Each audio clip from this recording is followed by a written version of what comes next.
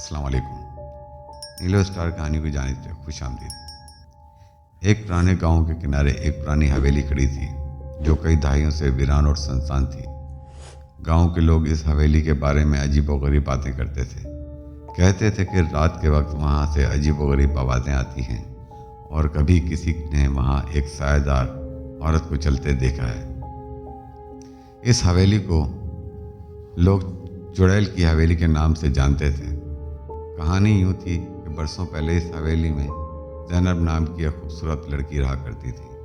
ज़ैनब नहायत शरीफ और नेक दिल खातून थी, मगर इसकी किस्मत बहुत ख़राब थी। ज़ैनब का एक मोहब्बत करने वाला शौहर था जो एक दिन कारोबार के लिए दूसरे शहर गया और फिर कभी वापस लौट कर न आया। ज़ैनब ने साल साल इसका इंतज़ार किया, लेकिन इसका कोई सुराग न मिला।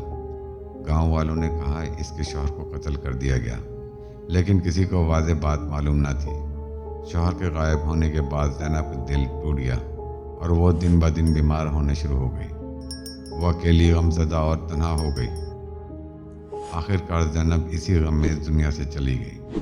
कहते हैं कि ज़ैनब के दिल में इतनी नफ़रत और दुख था कि वो मरने के बाद भी चैन ना पा सकी और उसकी रूह चुड़ैल बन गई। चुड़ैल की हवेली में कोई जाने की हिम्मत नहीं करता था, क्योंकि जो भी वहां जाता वो वापस नहीं आता। एक रात गांव के चंद नौजवानों ने इस हवेली की हकीकत जानने के लिए उस हवेली का रुख किया। वो सब अपनी हिम्मत को जमा करके रात के वक्त हवेली में दाखिल हो गए। हवेली के अंदर सब कुछ वीरान था।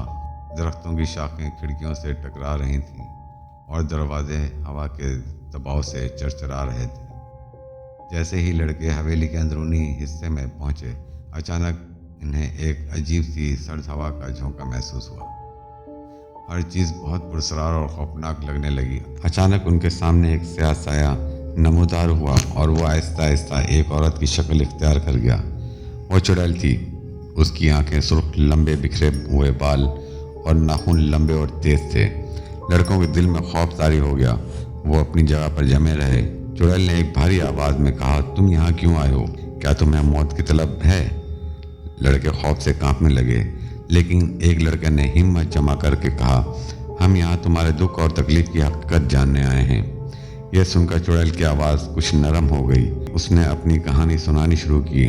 मैं ज़ैनब हूँ, इस हवेली की मालकन, जिसका दिल दुनिया के जुल्म ने तोड़ दिया।